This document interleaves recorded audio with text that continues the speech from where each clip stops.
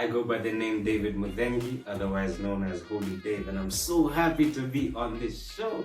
Oh my goodness, thanks for suggesting me.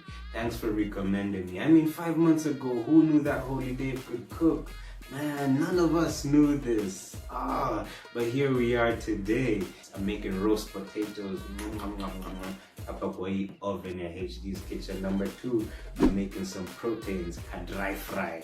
Yeah. Kenya wanapenda dry fry sana. Number 3, to our vitamins, I'm making skuma wiki because we need some greens. We need to balance this diet. I'm gonna my friends. And last but not least, sisi wote tunapenda kafirifiri. Our meat has been marinating in soy sauce and vinegar and a little garlic powder for about an hour. Now we're going to put it into our pan, our pot, our skillet. Stir it a bit. We're not going to add water. We're not going to fry it. We'll do that later. Now we cover it. 15 minutes later, the moisture is reduced. So we add 1 cup of water. We're going to stir this and then cover again. So now that the meat can fully cook. So I'm going to pour 2 onions in, and I'll let this meat fry the onions in its own oil or its own fat. But at this point you can add a little oil if you want. So let it fry. After you've fried your onions, now comes the time when you put our spices. As I said, I don't like using too many spices, just minimum spices to achieve the flavors that we really need. So I'm going to start with this one right here. That's 1 beef cube. This one right here, that's rosemary, 1/2 teaspoon because rosemary is strong. The rest are 1 teaspoon each. That's curry powder. This is garlic powder. This is paprika. That is cayenne pepper, black pepper, and MCHUZI mix. Slide all of them in. And then we're going to add 1 cup of water so that the spices can cook.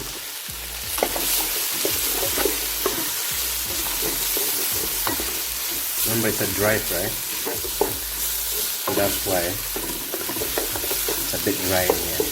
This smells so good, by the way. I wish you guys can smell it. So 1 cup of water, and then now we're going to cover this so that your spices can cook. Right about now, we're at the final stages. Our moisture has totally reduced, so we have 3 ingredients remaining.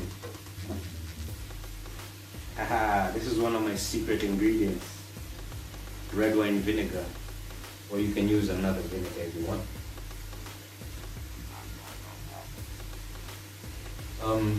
Red wine vinegar is ideal for red meats, stuff like beef. White wine vinegar is ideal for white meat. Yeah. Dhania.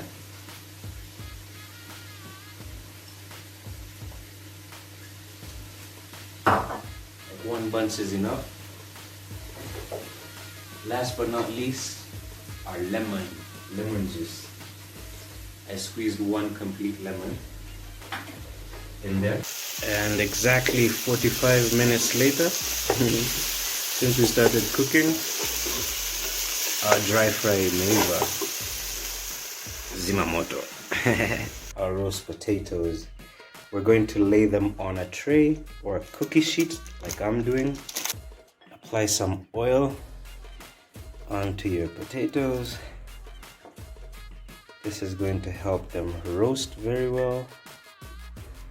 Yeah, and they won't be too dry. It's also going to help the spices that we're going to apply to stick on top of the potatoes. Make sure that you do this to both sides. Now onto our spices. Start with salt.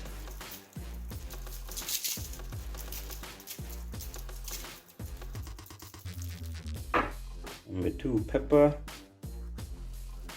Salt and pepper are like the most basic seasonings in the world. Actually, wazungu wanapenda tu kuweka salt and pepper like on almost everything. Yeah, so salt and pepper, and then some basil, some nice flavor and nice color, the greenish color. Actually, this is oregano, sorry. This is oregano. Remember to do this on both sides. Last but not least, some rosemary.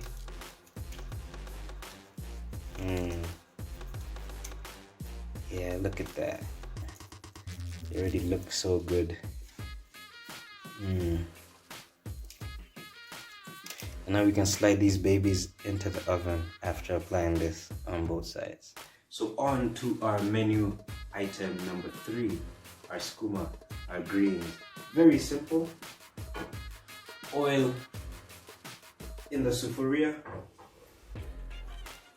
1 large onion.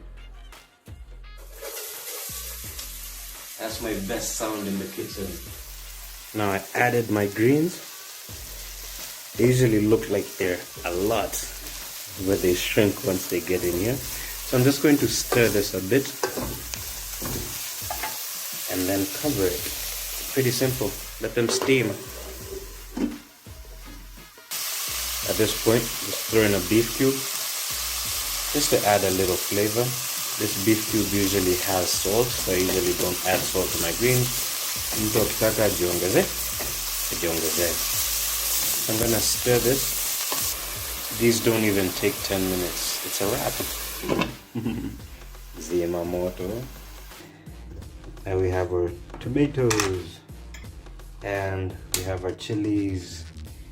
Let's make our chili sauce. Pour a little oil, vegetable oil onto your skillet. That's like 1 tablespoon. Let it heat up.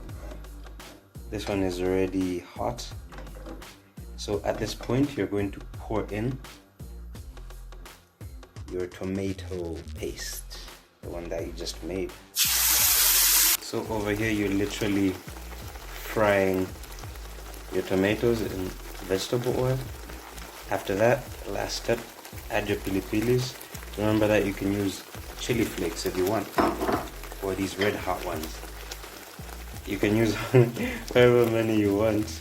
Depends on the kick that you can handle. I'm a pili-pili person, so I can handle quite a lot of kicks. Put like 10 or more.